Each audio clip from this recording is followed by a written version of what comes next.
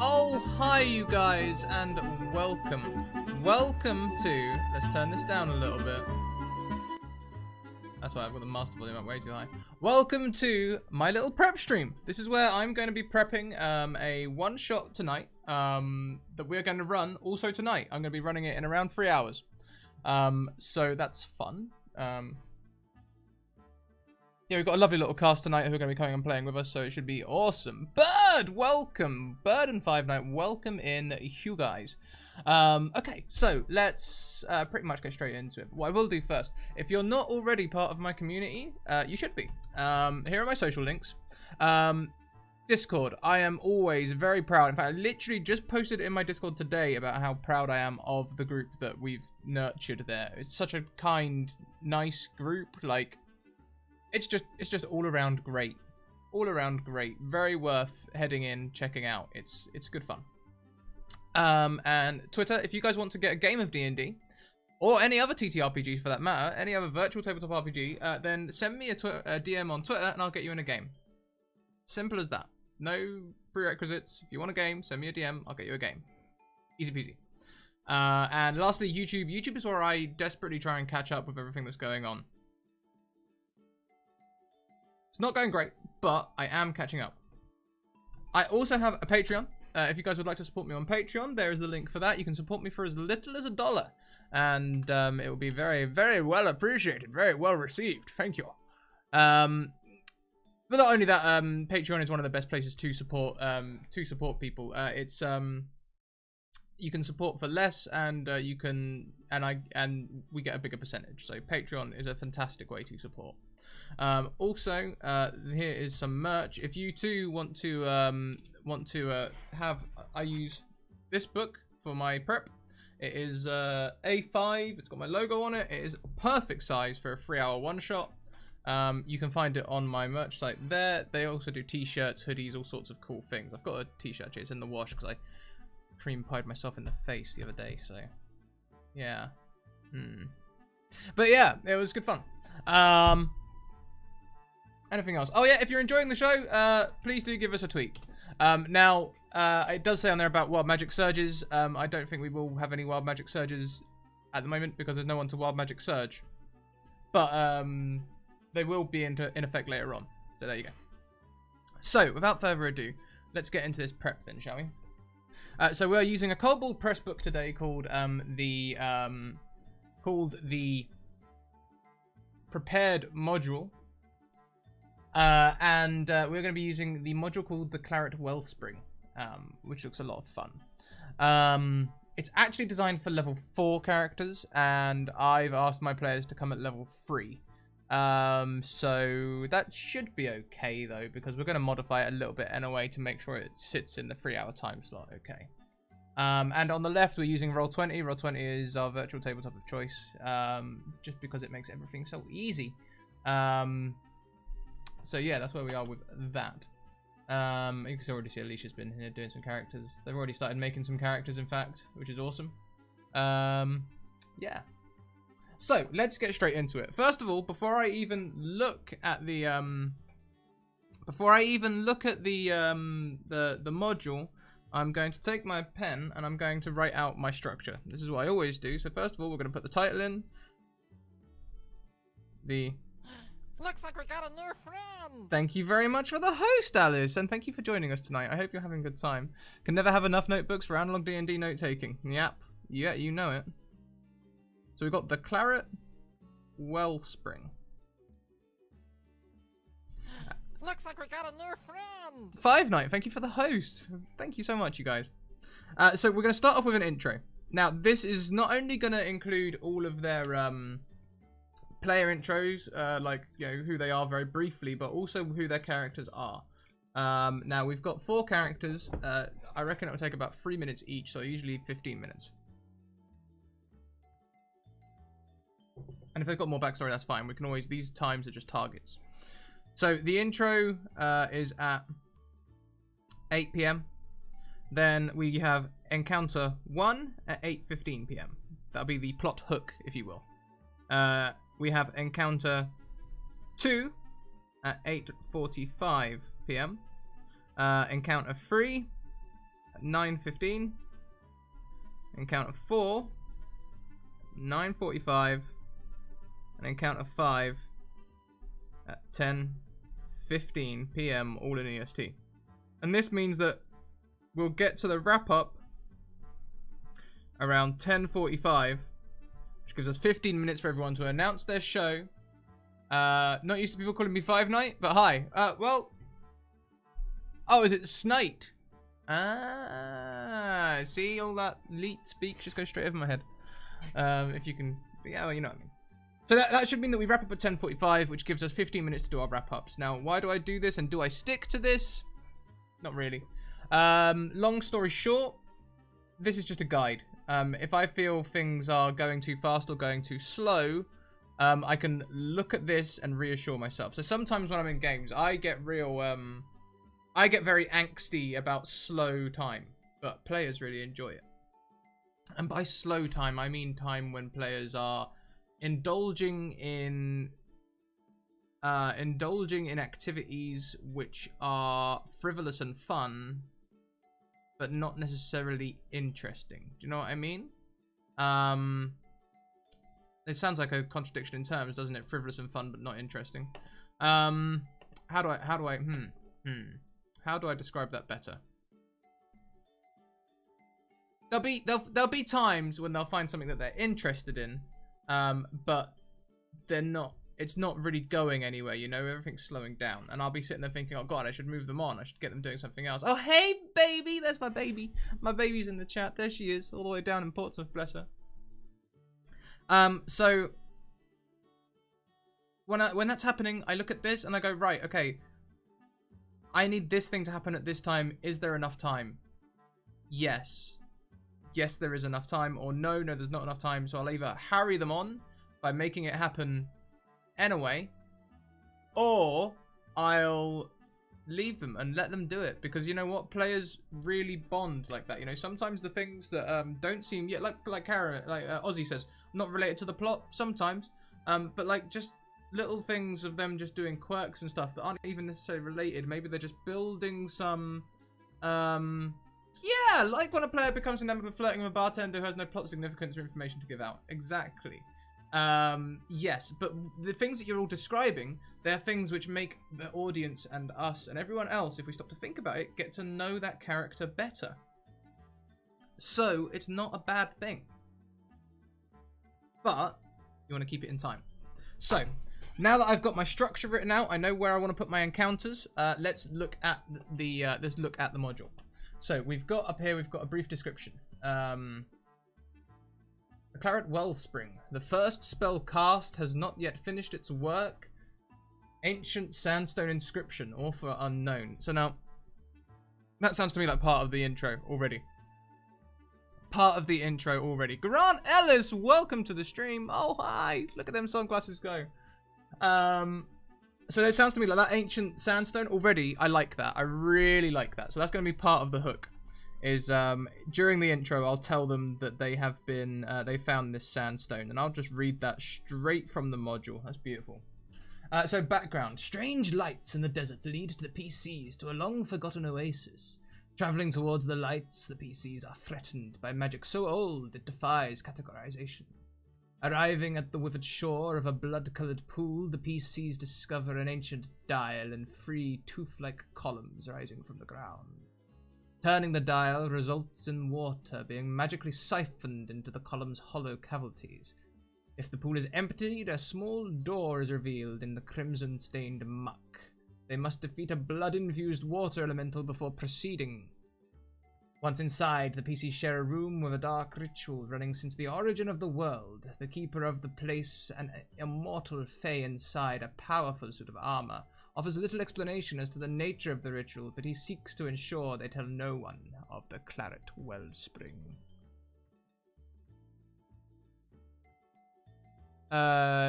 Tony's in, hi! Alice is in as well.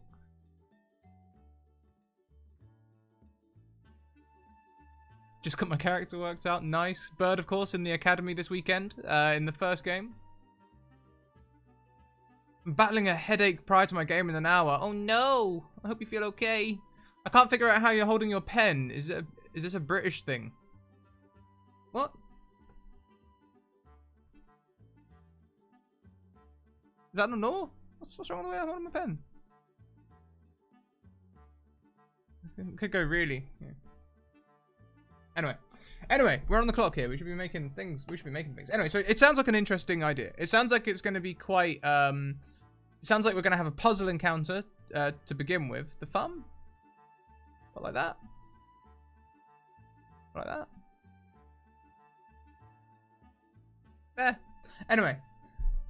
So it sounds like we're going to have a puzzle encounter, at least, with this having to siphon the water out of the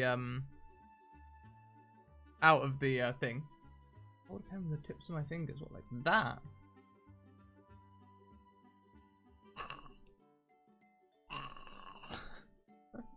Anyway, so it sounds like we're gonna have a puzzle in there and possibly a boss fight as well. So adventure element A. This is the first thing. Approaching the Claret Wellspring activates the powerful magical defenses left behind by its creator. Spellcasters whose primary statistic is intelligence feel subtle force waves starting at 1 mile. Ooh. A DC 14 Arcana check reveals the magic is old and primal in nature. PCs with a scholarly background gain advantage on this check. If the check is outstanding, 17+, the PCs learn something profound about the nature of the magic in the world. They gain advantage on all intelligence rolls for 24 hours. Very nice, very nice. Okay, let's have a look at this. Looks like we're all talking about pens still. We got, I must be British then, because I hold my utensil skimmer to scat, especially when sketching. Oh, I have a sketcher's hand. Is very not British. Subfather is in the house! Oh, Subfather. Subfather. Ed, have you seen the new feature where you can donate sub-bombs? Potato Hollow has been contesting you. He's contesting you for the throne. He's up to 16. You're still on 38, but now if he wanted to, he could do 20 subs in one go. I'll see if that's... It's in the clip somewhere, actually. If someone wants to link it, there's a clip of, like... It's called Sub Bombs. We just had, like, a full we had about 5 minutes where the game was just... We had to pause the game just for the amount of subs we were receiving. It was a fantastic feeling. But back to this. So... Whoa, that's new. Yeah, if someone could find that clip for me, I'd very much appreciate it. So they gain an advantage on intelligence rolls for 24 hours. Shockwave. When the PCs are within half a mile of the oasis, the defenses trigger. A massive wave of force explodes out from the wellspring. PCs must first succeed on a DC 12 strength saving throw or be thrown backwards 20 feet, taking 2d6 bludgeoning damage as they tumble across the sand. Ouch. A DC 12 Constitution saving throw prevents PCs from becoming deafened for an hour from this effect. Finally, all PCs feel compelled to envision, then share the first time they encountered magic. Okay. Refusing to share their experience causes 1d4 psychic damage. Okay, so that to me, they've called that an adventure element, but to me, that sounds like our first encounter. That sounds like the first encounter to me. That's not an intro. So it sounds like we're pitching them when they've introduced their character. They're already on the way. They already know each other. They're already on the way.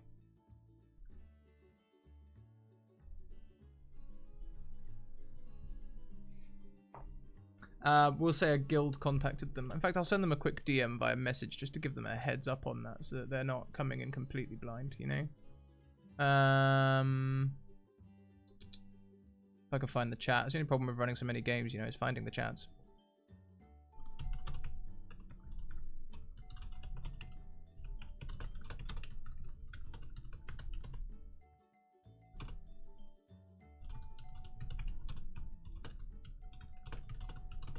So I'm just saying, hey guys, you're already on a mission together. I will start by telling you the guild name and a piece of information.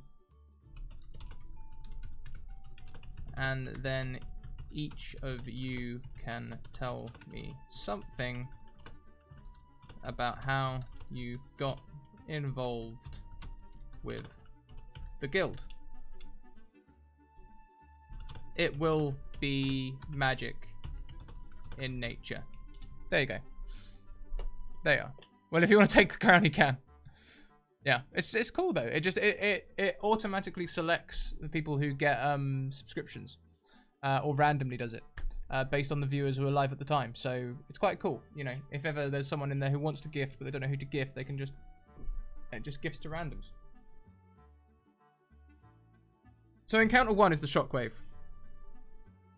and this is a 2-tier thing.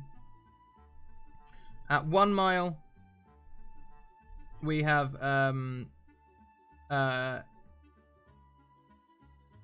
sense. We'll call it sense. Is something wrong here? There's no Hildy on my on the notepad. She's sleeping on your chair, Alice. I think she misses you. She's asleep on your chair with your scarf. So from 1 mile we get a sense, and it is again, I'll go via the actual module for that. I think I'm just going to make notes here. There's int checks. There you go.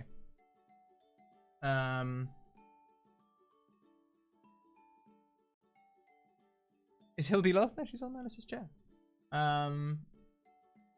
Look at the module, and shockwave, and then half mile attack, basically.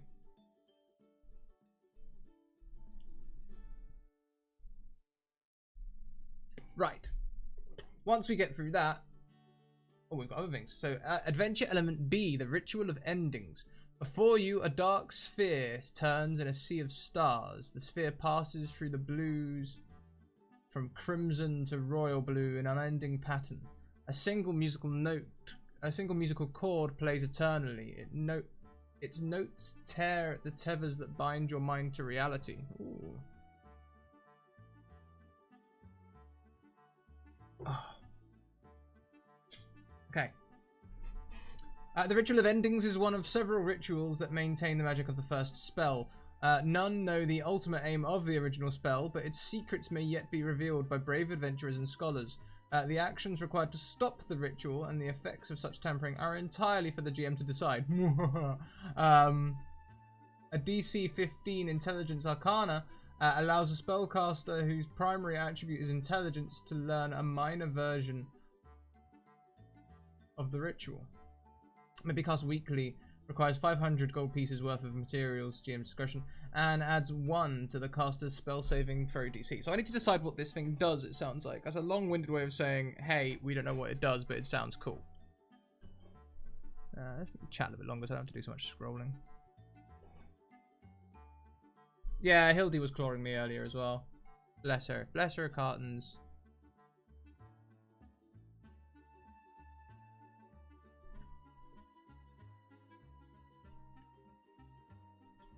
And then Adventure Element C, the Armor of the Keeper.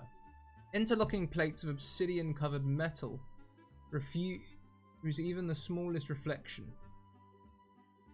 From its heart, suspended in a sphere of flashing magical light, a tiny fey-like creature stares at you enigmatically. Ooh. Mechanically, the armor is a Minotaur. It behaves as an additional opponent, albeit under the control of the wearer. While inside the armor, the wearer gains advantage to saving throws against spells. The armor does not interfere with the wearer's actions or abilities. Treat the armor and wearer as 2 separate targets when resolving spells and effects.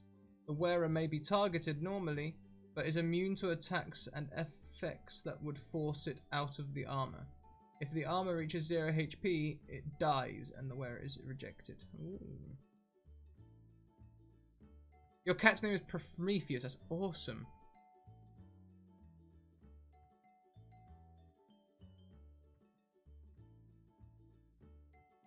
Area 1. Beside the oasis.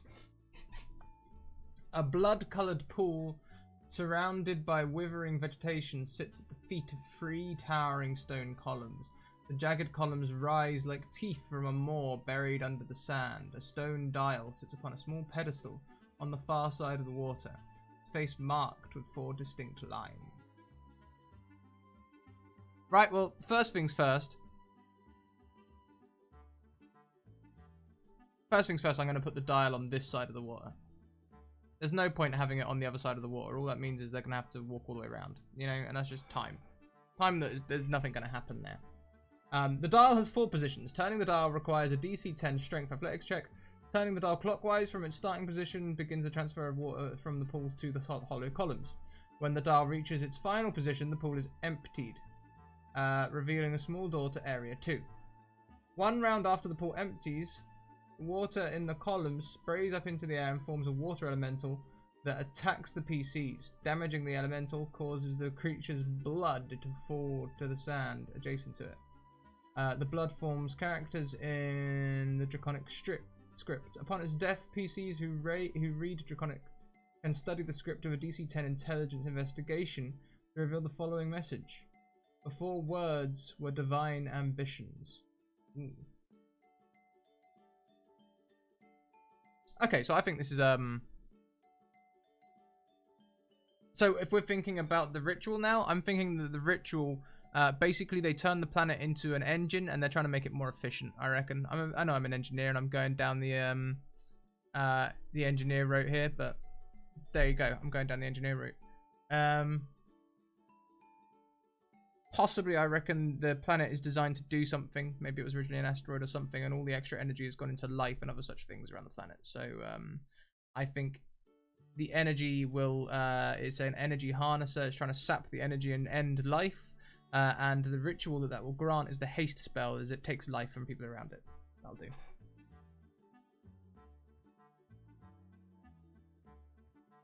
She does not need a friend cat to play with her, Alice. Calm down.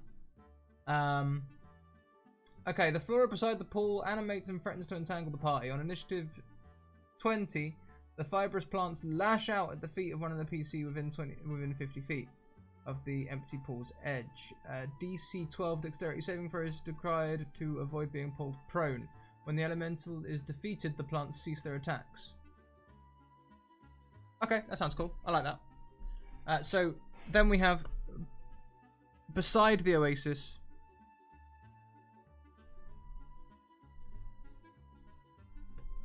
here at 8:45. Now, I don't think it's going to take them half an hour to figure out that they need to turn the dial a notch. You know?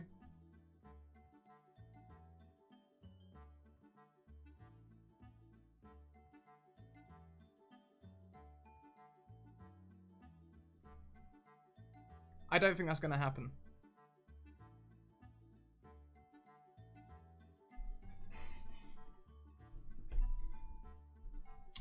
So what my concern is, the reason I'm going quiet and thinking, is I'm thinking that I'm going to have these guys come up to this thing where there's going to be, you know, plinths and a dial, and they're going to walk up to it, they're going to look at it and go, huh, well, we need to turn this. I'm going to do a strength athletics check, 1, and then as they're trying to do the next one, whether it works or not, the elemental's going to appear and attack them. Now, it sounds to me like the elemental is encounter free to me, so that puzzle isn't really a puzzle. It's just like a switch, you know?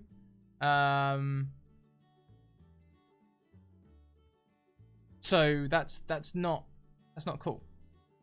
So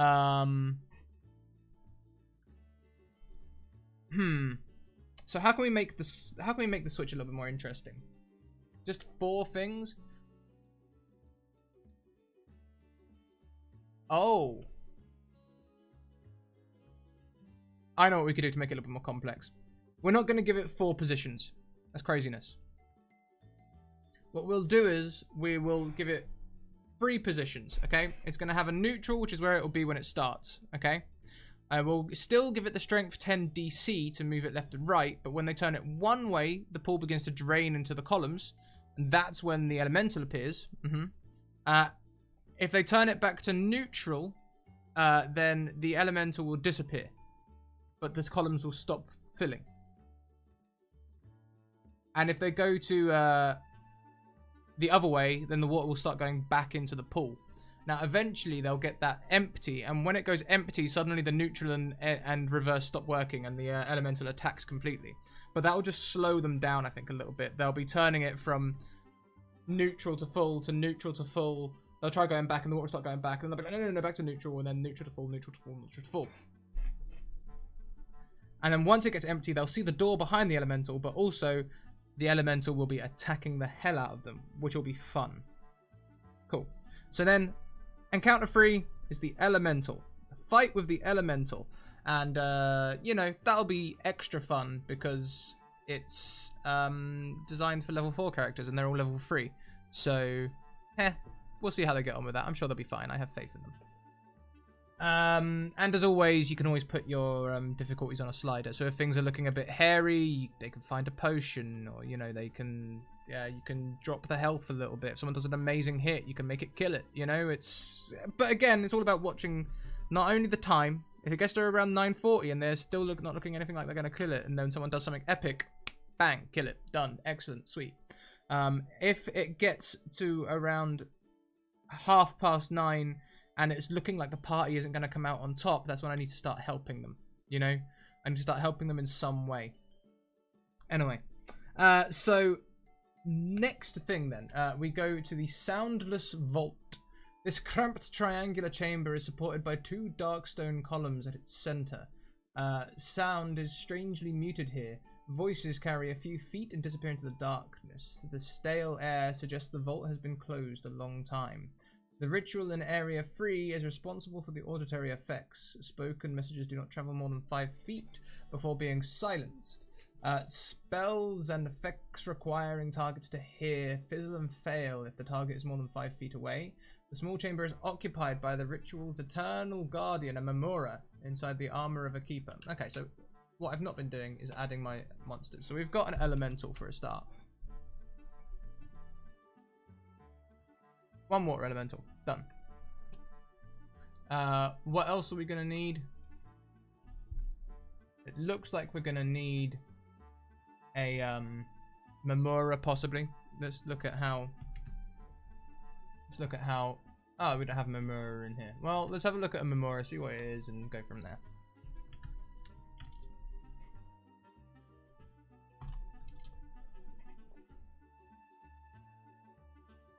Huh. Funny, if it's in the SRD, it should be in here. Never mind.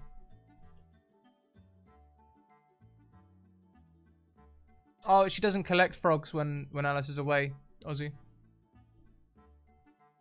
So, 97 hit points. Where's your challenge rating? 6. Challenge rating 6. That's going to be tough for 4 level 3 PCs. I might skip this altogether. What they might do in this room is instead they'll be listening and trying to figure out what's going on. I might go for something a little bit down-powered to guard it, maybe. Perhaps some sort of priests. Ancient draconic priests. They'll do. You know? And they will be much lower level, challenge rating 2. So we can even chuck 2 of those in there. 2 priests. Eternal priests, we'll call them. Yes, so Area 3, the Ritual Alcove. The door opens to a small alcove. Ringing the alcove at shoulder height are 3... Oh, hang on a minute. Yeah, ringing the alcove at shoulder height are 3 locked compartments. A dim light emanates from the deepest point of the alcove. A musical chord plays faintly and grows in volume as you approach the light. The door to this area is locked by a complex lock. Forcing the lock without proper study requires a DC 21 Dexterity Thieves Tools check. Damn. If the PCs first succeed a DC 12 Intelligence Investigation check, the DC to force the lock is reduced to 10. Behind the door is a small alcove containing an unending ritual. Begun when magic was originated. The ritual is described in Adventure Element B. The 3 compartments are locked and can be opened with a Thieves Tools DC 14 Dexterity Strength. They can also be opened with a crowbar and a DC 15 Strength. Yeah, but one of the reasons I decided to go something more down-powered anyway, Ed, is because if it's in the SRD, then I've got a character sheet for it, you know? And if I've got a character sheet for it, that means I can just click on the elements, you know, and use it, rather than having to... If I was doing the Memora, I'd have to be dragging everything in and all the rest of it, or finding something similar. I don't even know if they have Merfolk in the SRD. Let's have a look. I don't even know what a Memora is. I didn't look. They do have Merfolk.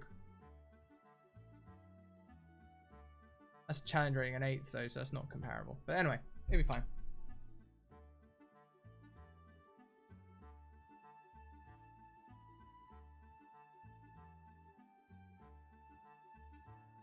Excuse me.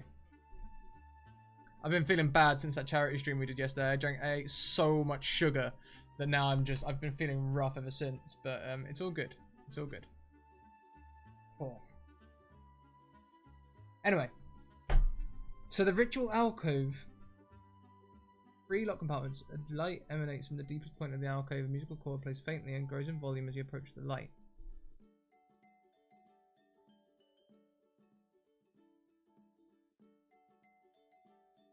Oh, hang a minute. Where's the armor of the keeper?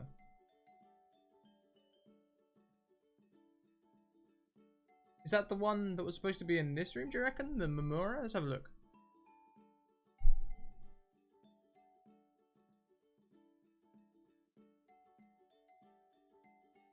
Yeah, I muted the mic for that one. Sorry about that. Okay, so let's have a look at the Memora again. Let's try and figure out, because it says about a small Fae looking at you. 5th edition SRD. Do you have a picture of this thing at all? No. Tome of Beasts 5e D&D wiki. No, that's not one. I want the D&D. No, I don't want that either. We're getting there. Memora 5e. Fae.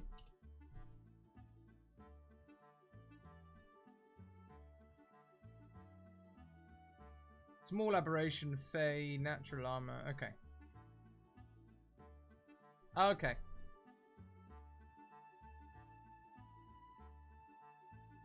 So that makes more sense then. Okay, that makes more sense. How are we going to do that? Well, what we can probably do is we can go and look in the Roll20 compendium. Let's see. Tools compendium. 5th edition. Oh, hi, user.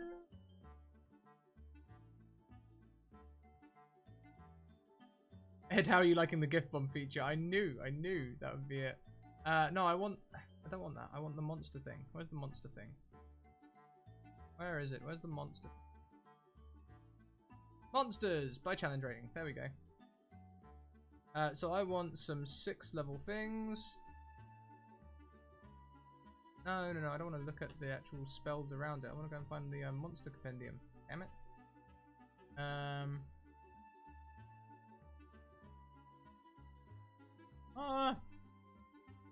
Where's the monster thing?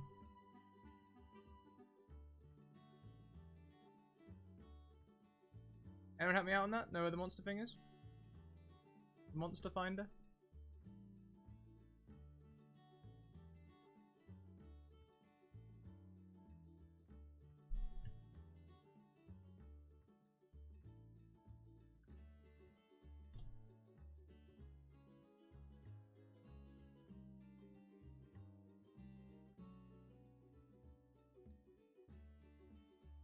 Okay, compendium might be the wrong word. Monster. Roll20, let's see what that gives me. Monsters! That's the same thing again, isn't it? It is! Damn it!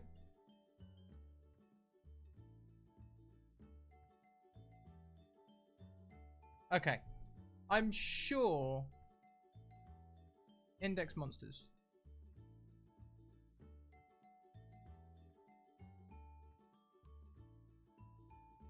Oh, it's taking its time now. Okay. I'm sure there was a thing. Well, we can always modify something and look at the, looking around. I've been looking through those same books. Some great ideas in those. Yeah. I'm using the Pious Pirate one to help me with a curse removal. Very nice. I've been using these, more to make me prep than anything else. This is it. This is what I've been looking for. So, first of all, we don't have an M. We do not have a Memora. So can I, instead of looking at these by name, order them by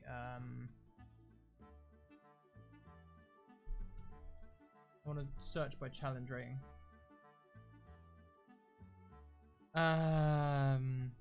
Fae. Nah, that's not what I wanted.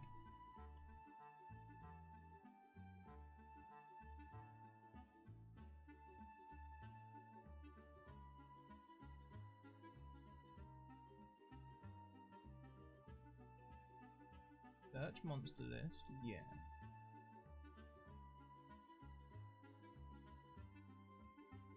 Use Kobold Fight Club. You know what? We'll do it.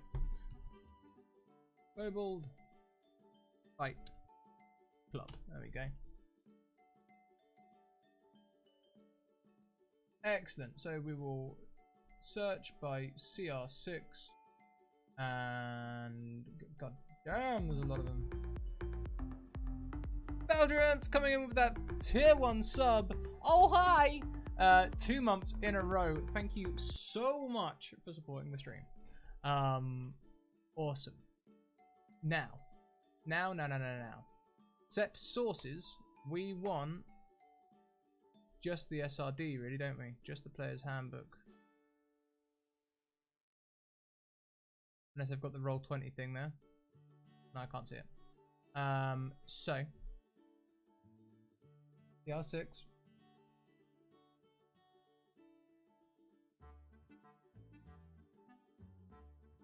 Okay, set sources.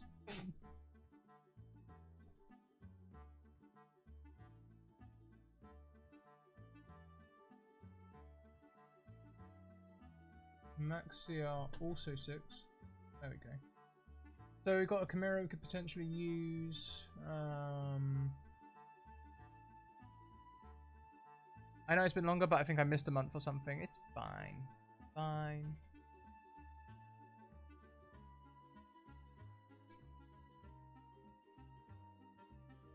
Medusa could work. We could modify a Medusa, I reckon. It doesn't really matter, does it? We could just make it a bloody half-elf. That's all we really need to do. If I can read this thing up here about the armor. No, that's not it. Where is it? For the armor. Mechanically, the armor is the armor of a Minotaur, right? So for the most part, we'll just have Minotaur armor.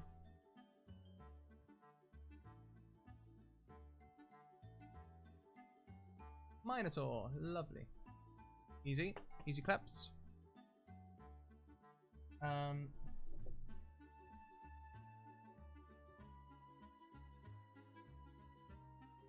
Lovely. And inside is this Mamura, I guess.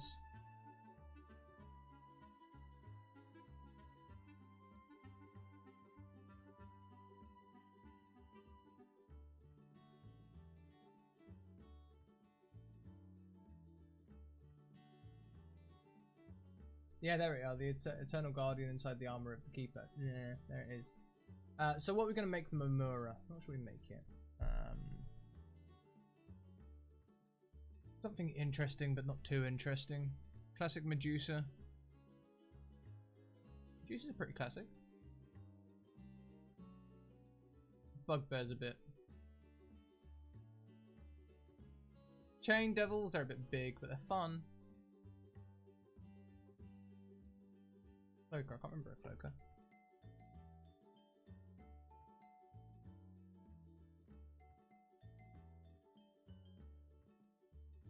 Need to go down, if anything. Look at you prepping, like actually prepping. I know. Who the funk it, eh? And earlier I bought food, Alice, like actual food. Okay, I also bought cookies, but I did buy food.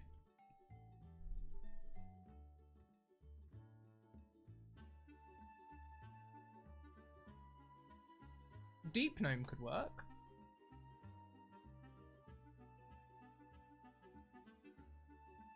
Oh, change rating a half. Meh.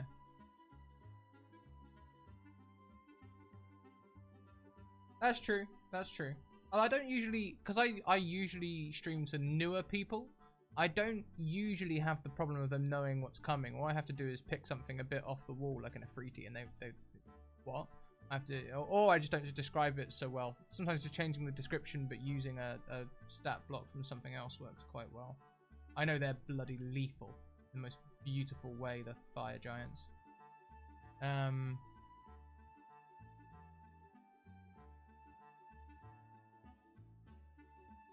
Scrat, can I has food to go with Lemsip? No. Are you ill, Isriva? I'm sorry. Oh, no.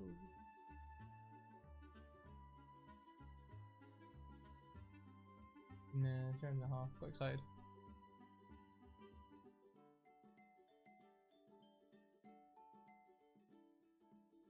Hey, that could work.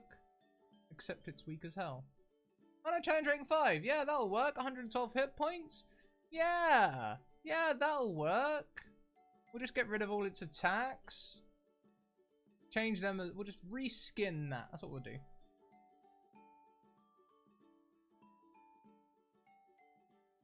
I'm waiting to Wild Magic Surge a certain person. Who are you waiting to Wild Magic Surge?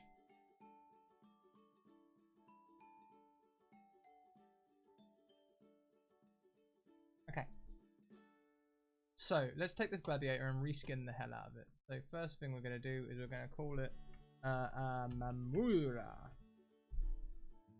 And we're not going to give it to anyone. So let's change this. It's now a Mamura.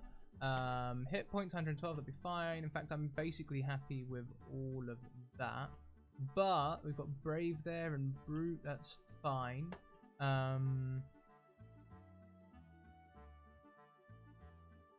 Rachel, nice. Nice. Oh, the gladiator makes 3 melee attacks or 2 ranged attacks. Nice. Spear, I think it can have a spear. And a shield, yeah, that sounds 100% accurate.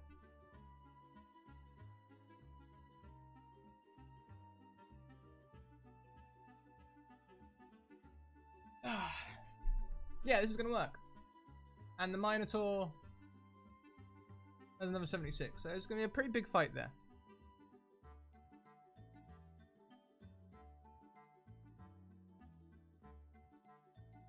Rachel, also known as OBB190 here on Twitch. She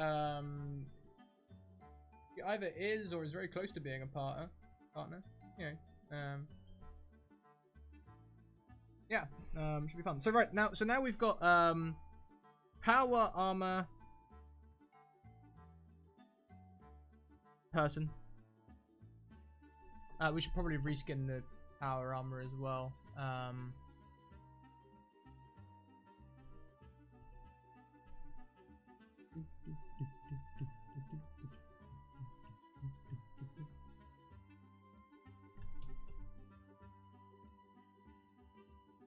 So we've got power armor, which doesn't reflect light and holds a great axe and gore apparently. Yeah, why not?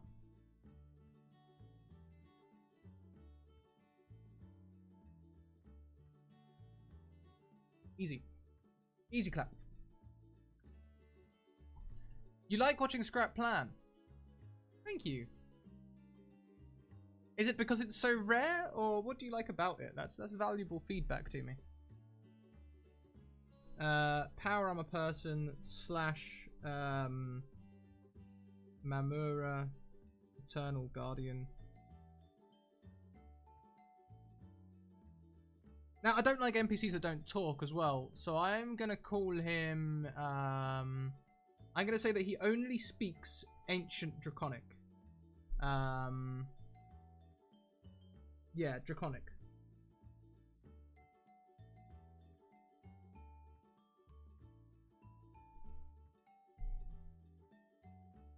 And whenever he speaks, he's going to say things along the lines of...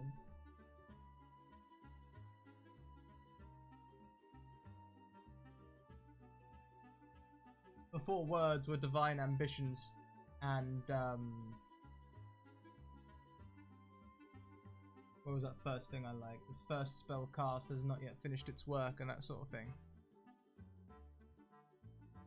It's rare, plus it's insight into the way you do your sessions. Okay, yeah. Well, I mean, I hope you can see the way that I keep things pacey. I like big events to keep happening through the stream. I wouldn't like, you know, for us to get like 3/4 of the way through and still have not had anything happen, you know? So it helps me structure things. And this is how I think as well. When I don't make notes, I'm thinking... I've got these time slots ingrained in my mind. I'm always looking for them. So I'm actually just going to put in here the times in my time zone as well. Just so I can track of things. So we should finish at about 4 AM for me. Cool.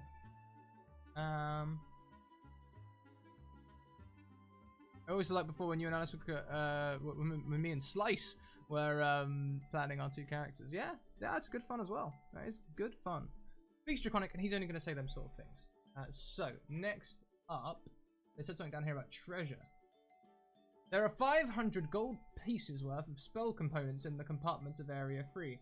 A skilled blacksmith can reinforce the existing plate mail with some of the pieces of the armor of the keeper. Plate mail strength with this armor gains 20 pounds of weight and provides the wearer resistance to piercing damage. That's pretty cool. So, plate improv, piercing resistance. That actually doesn't make sense, but we're not going to question it. And 500 gold pieces worth of components, and that'll be their clue that they've gained a spell that they can cast as a ritual. The first magic is kept active by several rituals similar to the one under the Claret Wellspring. To know the nature of the magic, the PCs must search for the locations. What is the ultimate effect of the first spell cast? Who was the caster? And how are the destinies of the PCs connected to the spell's resolution?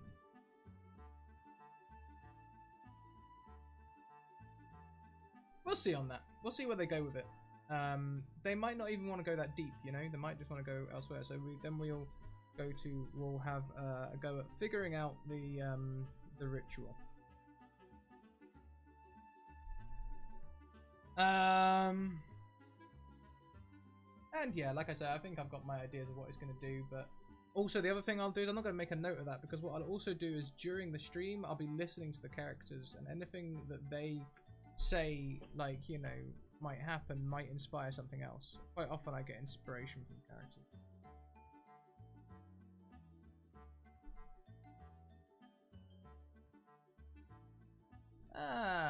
So next up, let's get rid of all this happy music. So first of all, it's an oasis. So, and in an oasis, we need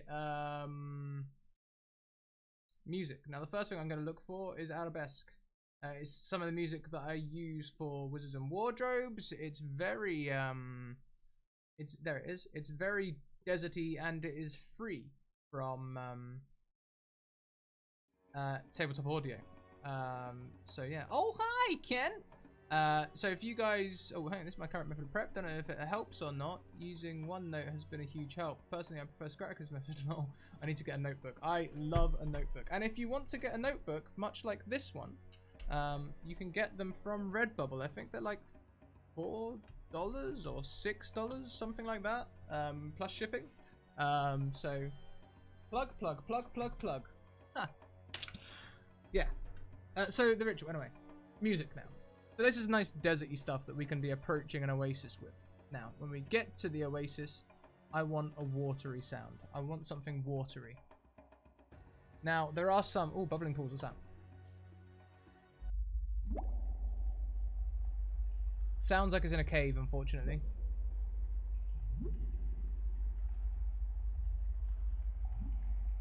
Too bassy.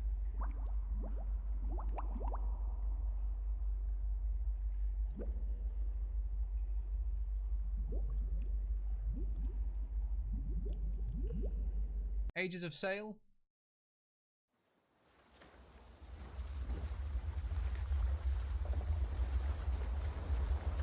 Again, it's very bassy.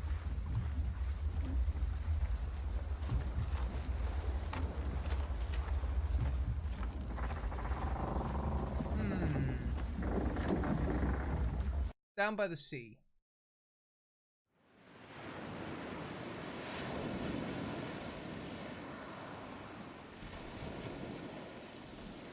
I mean, that implies that the you have to excuse the sound levels when you are previewing the tracks. You can't control the sound levels.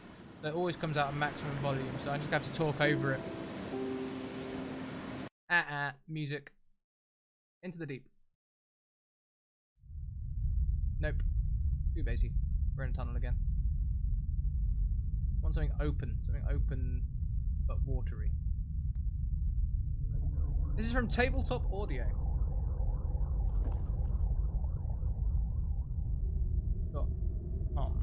think it's .com. Let me check that link before I... Oh, hey, man of all times. Let's check that link before I go crazy and give it to you. Yes, it is. Tabletop audio, and on that site, if you enjoy my streams and you enjoy the way I prep my streams and you enjoy specifically the music that I use to set the tone, please consider donating to Tabletop Audio and in Computech. I think it's in Computech. Those are the two that I use most for setting tone. So any support thrown their way is a big help to not only them but also me, because it means they get to create more content, and I want them to keep creating content. And McLeod is a bloody genius.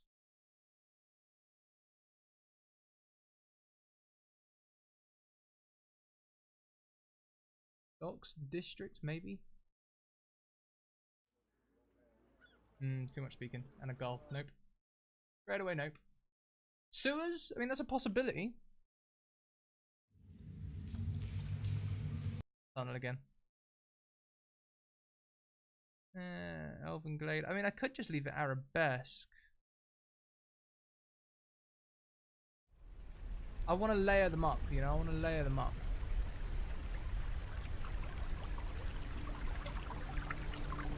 Music.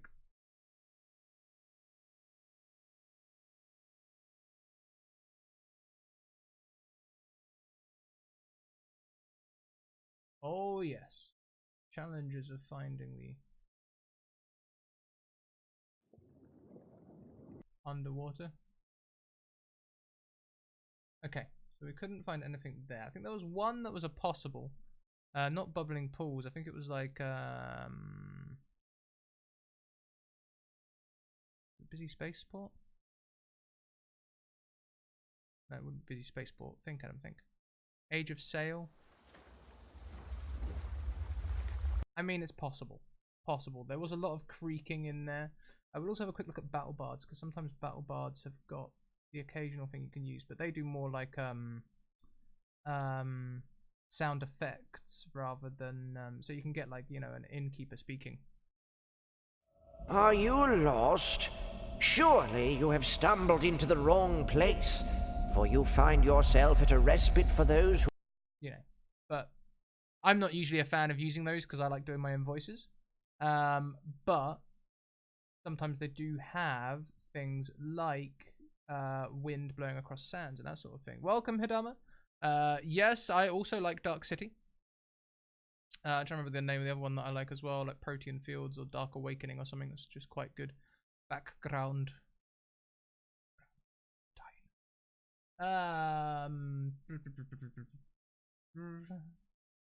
See, these are all like Warhammer Strikes, wood, and that sort of stuff. Which I don't really. I find unless you've got a soundboard right there with all the buttons available to you, not yeah. See, there's the ones. Some of the ones I use. Desert Shifting Sands. They're good, but I really want water right now. Ocean Voyage. No. No. Nope.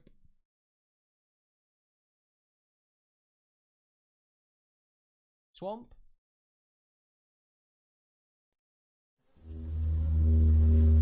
Nope.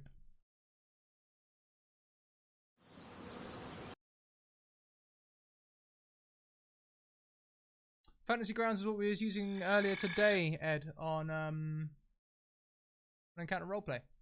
It's the one where you can actually roll dice. Very fun. Doesn't look like we've got anything there. So I think I'll just use Arabesque for the whole fighting the water and metal thing.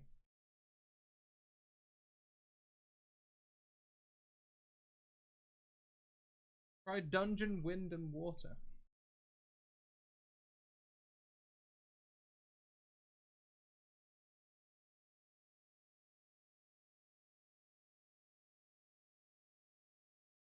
Dungeon of Loss.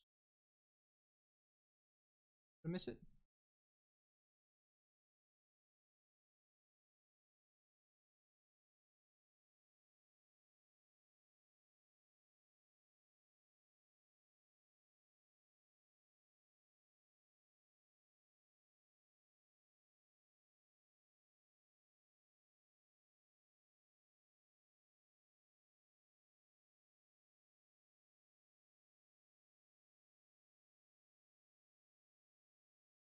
I wouldn't say it's dumbed down Roll20. It's just interesting in different ways. I personally prefer Roll20 because Roll20 does all the maths for you. You never have to interact with Roll20, and once you've got your character sheet set up right, especially I suppose because I know all the tips and tricks. Once you've got it all right, you can just fly through. Anyway, I'm just going to use that for now. I'm not going to waste too much time doing that. So now, when we get down, this is where we get fun. When we get down inside the room, that's when we can have the bubbling pool, I reckon. No, maybe not the bubbling pools. Not the sewers either, though. Abyssal gaze. Nope.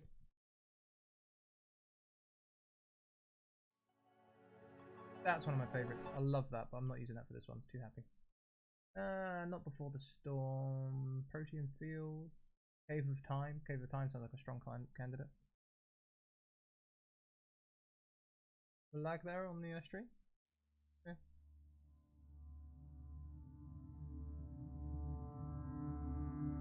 Got a lot of potential. It's got that one note that was talking about. The one note.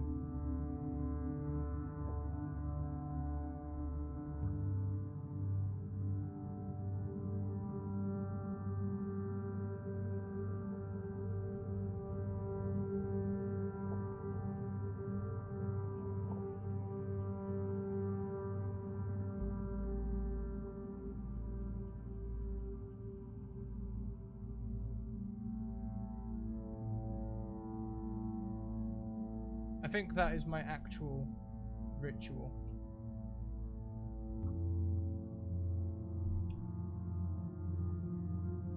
Be the big reveal when they find the ritual in the thing. So cave of time. Oh. Mice though. There's not any life down here. That's a shame.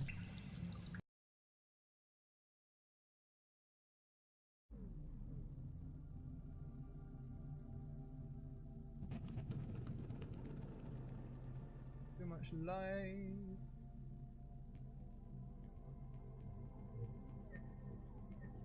Do you have your 30-line list? Yeah, hell yeah. Hell yeah. Every day.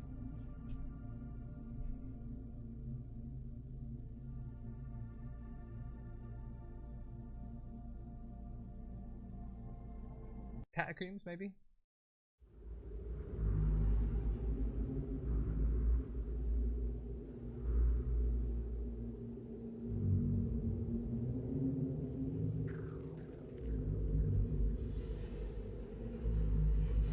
I think Kent probably does prefer weebs. He loves weebs.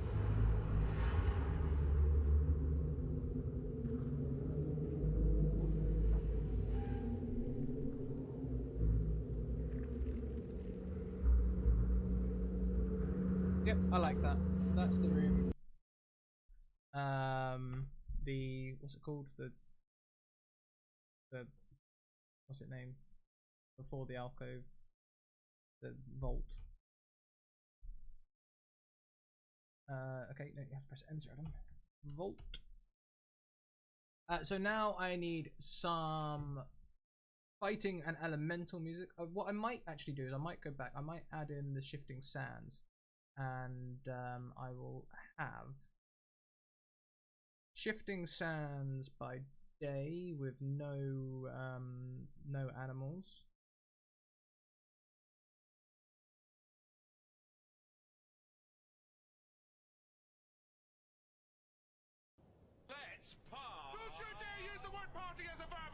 Hey, Fable Prince, thanks for the follow.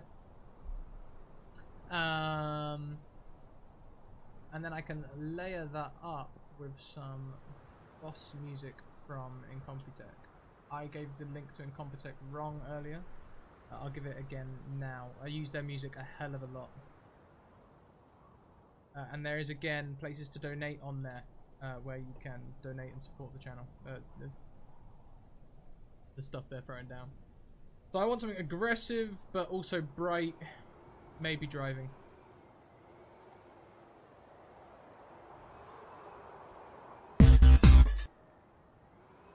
Nope.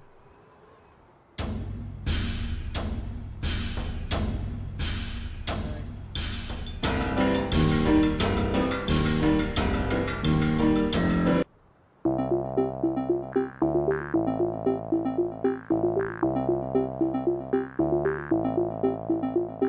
try switching the bright for action.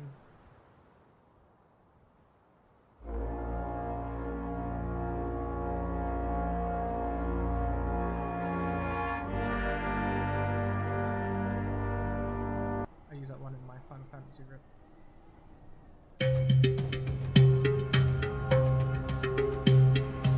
Possible.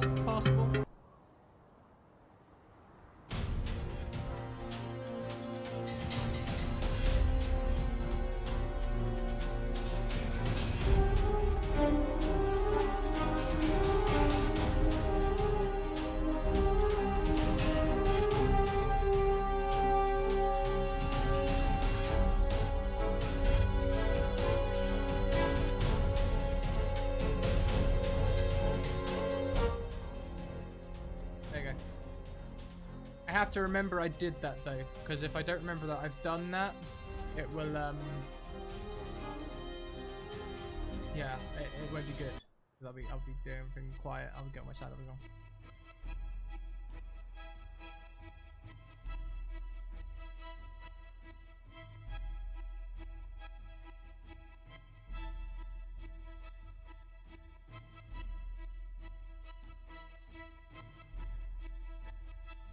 I like how broken that is. Doesn't hold a melody for too long.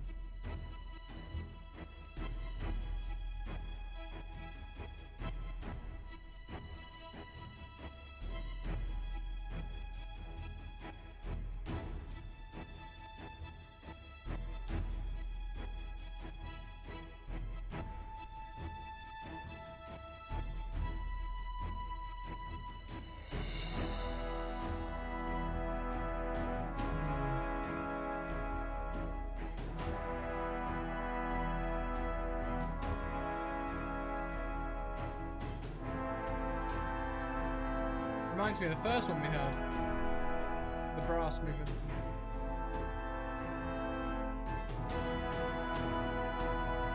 I do like it. Oh, hi, Liana! Welcome!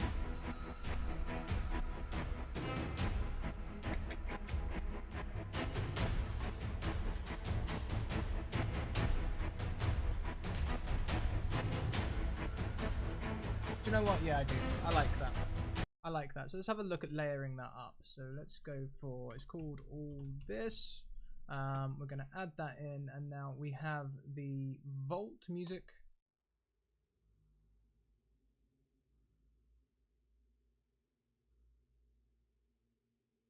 Hello? Oh. And evidently I closed that.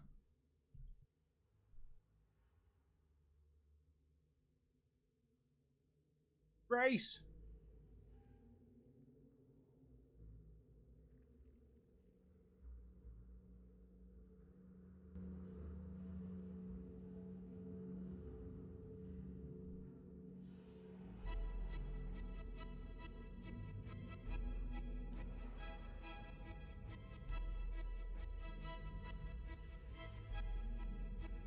That layers up quite well, doesn't it? I might add some very low as well.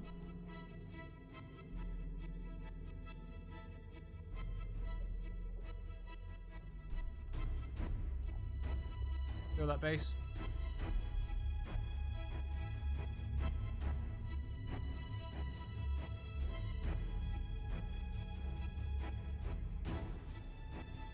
Just give it that subtle bass though, not too much. About that level's about right, I think.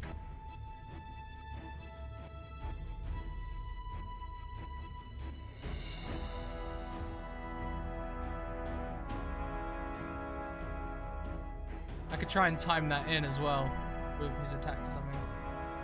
Doesn't work, but that sounds good. That sounds good. Okay, so now we're still looking for something to fight the elemental with. I wonder if there's anything for like water.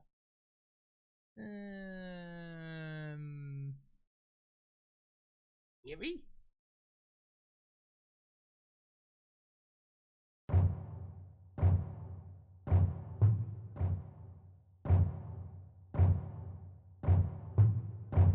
I'm thinking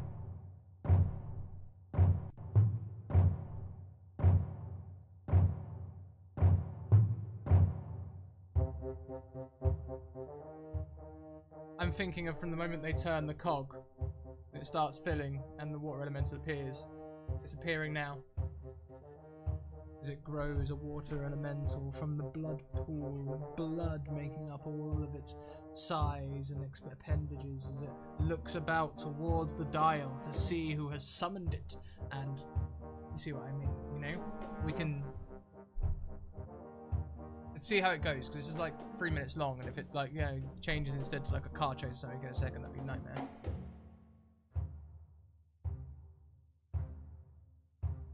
This goes with my idea of them stopping and starting it as well. Thanks for stopping by, Tony. Have a great night.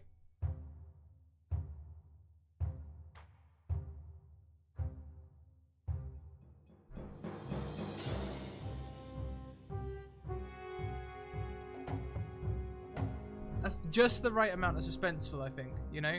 It is aggressive, it is suspenseful, but it is also trying to figure something out. I like that. I think we're going to use it.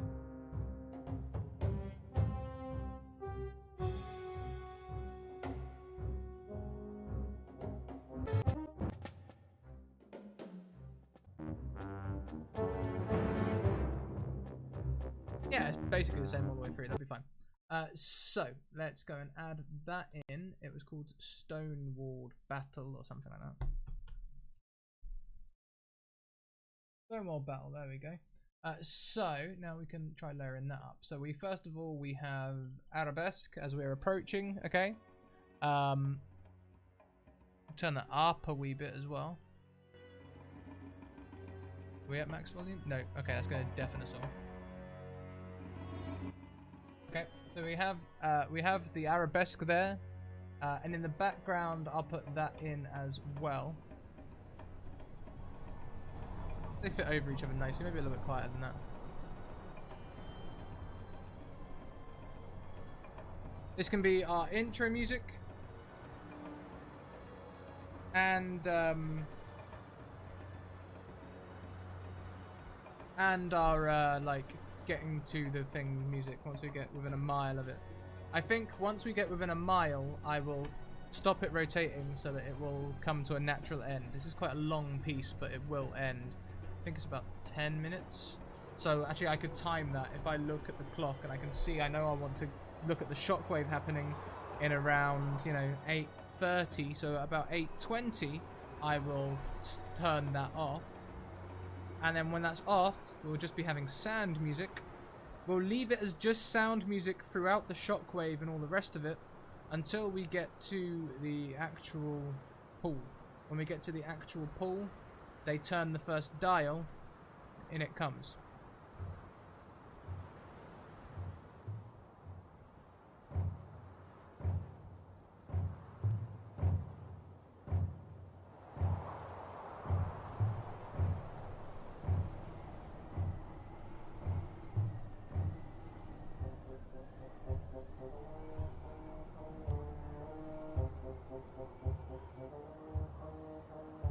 Yeah.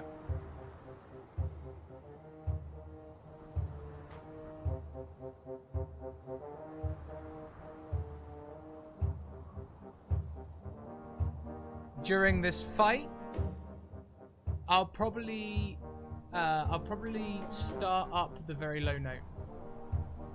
Here it come in. There it is. And then what I've got is I can turn that off because once all the water's gone, there's not going to be any more sand. So that will come to a natural end. I'm going to end it, but it'll come to a natural end. You'll just have the elemental and this. And then once you finally defeat this, you're just in a pool. Then we go into the vault. Now you've got the very low note and the vault music. Perfect. And then we have our Eternal Guardian who appears and attacks. Let's name that Eternal Garden.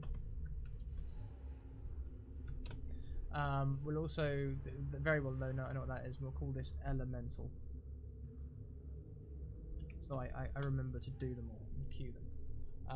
Oh, top roll 20 tip as well, you guys. If you like doing music and stuff like I do, and you find that you're streaming and you're capturing this, and people are seeing all your music, well, you can actually pop out the chat. Okay, so now you can pop out the chat. You can capture this window in OBS. You can capture that window in OBS, and now no one can see the musical changes that you're doing. So no one can see what's coming up. Hey, Elise, how you doing? Didn't mean to end that, but apparently I did. We'll keep the very low note going down there, though. Oh, I didn't, because it's not going round and round. And now in there, we then start up the Eternal Guardian.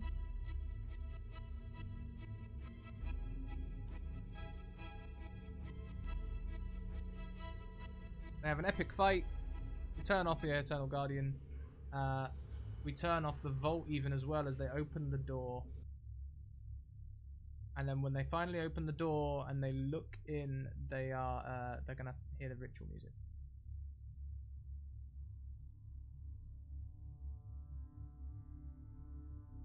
And that builds just the right amount of slowly to work.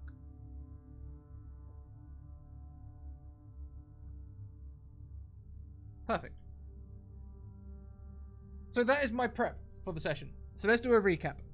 We'll do a quick recap, and then I'm gonna go and get myself some food and stuff before we start the one shot. In about, I usually go into the Zoom about half an hour before we start to get everyone there. What I like to do is I like to go through some safety checks with everyone, make sure that everyone understands how I can know that they're emotionally safe, and just go through things, sound checks, and making sure people have got enough water and stuff, because you know quite a few people. Oh, don't worry, Slade, we're about to do an entire recap, so you hang around.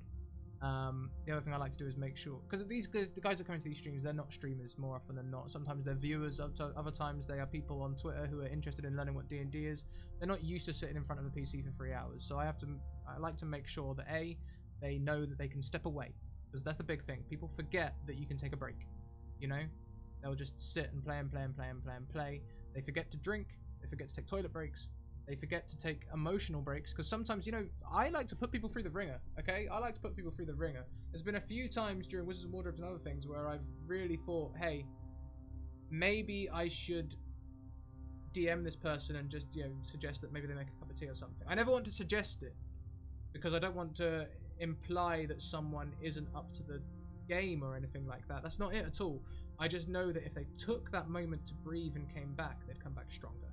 That's my interest. I always want to see you guys perform your best when you're playing. Always. Anyway, so let's go through a recap. So first of all, let's kill the music. We'll put on the happy music for the rest. So first thing I do is I go and I get my title. When I'm copying a module, I use the module title. Easy. Then I go through my timings. So my timings are, let's just move the chat so I can see my own hand. So my timings are intro at 1 PM. I know 1 under that as well so I can see. 1 AM, sorry. And then I've got encounter 1, encounter 2, encounter 3, encounter 4, encounter 5, and a wrap up. And each of these are half an hour spaced. I give each one half an hour. So I've given 15 minutes for the intro for everyone to say hello, who they are, and also I'm going to tell them things about how they have got started.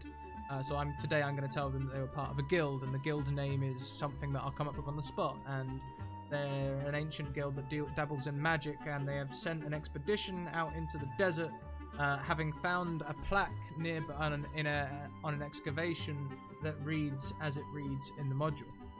Then that'll take 15 minutes for them to introduce their characters and how their characters got involved with the guild. Maybe they're hired, maybe they're part of the guild, you know, whatever. Maybe they're making up a different type of the party, because that's what I've done, as I've sent an expedition now. You know, it's not just like, oh, you need to be in a guild. It's, hey, there's an expedition going. Expeditions need people. Who are you to that guild? Who are you to that expedition? So at A15, we've got the initial magic shockwave. That is our plot hook, really. There's part of the hook in the intro, but this is the big plot hook. This is the thing that makes everyone sit down and shut up. You know, there's a big shockwave, but it's going to hurt all of them. Might even want to take a short rest afterwards. Who knows? Then they get to the oasis, the blood pool. I'm going to make a note of that as well, so I describe it in graphic detail. With the dial and the pillars.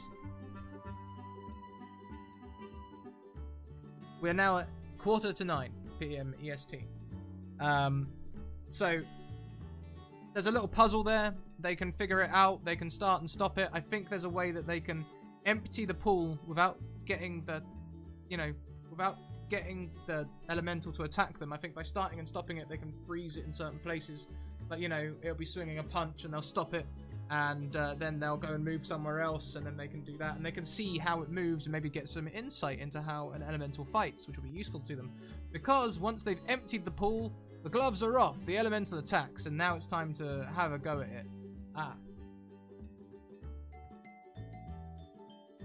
What if they attack it whilst it's frozen?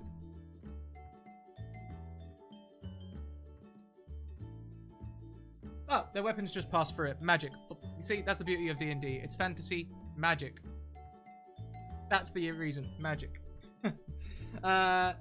So yeah, 9:15, they actually have to face the elemental. That will take them about half an hour. And then they are moving into the vault, where they have the Soundless Vault with the power armor person and the Memora. I'm not too worried about if that happens a little bit early. I don't think it'll take them a full half an hour to beat an elemental. So once they get to around 9:30 onwards, if they start entering that room, that's fine, really. Then they can take out the power armor person with the Memora, find the Eternal Guardian. If they want to try and speak to him, he only speaks Draconic and speaks in riddles, much like the ones in the module. I might think of a few others on the fly, who knows? Because a big part of this will be player and chat interaction as well. Then, once they've defeated both the power armor and the person inside, they can discover the ritual. And if they discover the ritual correctly, they can get a haste spell from it, which they can cast as a ritual once per week, sorry. They'll also get the components to do that, and potentially improve their plate armor if they're that way inclined. So, once I've got all that down, I've now got my structure down and everything else. As I'm going, I copy all my monsters in that I'm going to be using, sometimes reskinning them. So the Memora was a gladiator, and the power armor was a minotaur. The priest is still a priest. I'm not sure if I'll use that now or not. I may not. And the water elemental is still a water elemental. What difficulty rating is that? Just out of interest. Challenge 5. That'd be fine. So that's fun. Once I've got all the monsters in, I've got my plot, I've got everything structured out. What do we do now? We come up with tone. And like I say, the big ones there are tabletopaudio.com and Incompetech. BattleBards I also use a little bit, but really the two big ones are Incompetech and Tabletop Audio.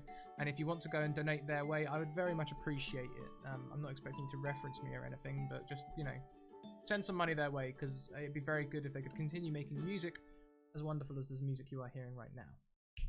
Now, I'm going to go and get myself some food. We will be back at 8 PM EST to play. I'm going to take you into Encounter Roleplay now, because Encounter Roleplay are currently doing the Trials of Baal with our good friend and close relation. Not physical relation, but, you know, hang on, I can't talk and do things. Encounter Roleplay, yep. But close relation to the channel. We almost see Chelsea as like a little sister channel, where we're a network, she's a person. You know, we've got a good relationship. And obviously we have a good relationship with a lot of the other TTRPG streams as well, because you beautiful people, you come here and learn and we pass you on. So, we're going into Encounter Roleplay. I'd very much appreciate it if we all took the hype with us, okay? So when we get in that chat, I want to see Scrat Hypes going everywhere. If you don't have the Scrat Hype emote yet, please just type Scrat Hype in the chat and get everyone hyped about it. Let's go and say hello.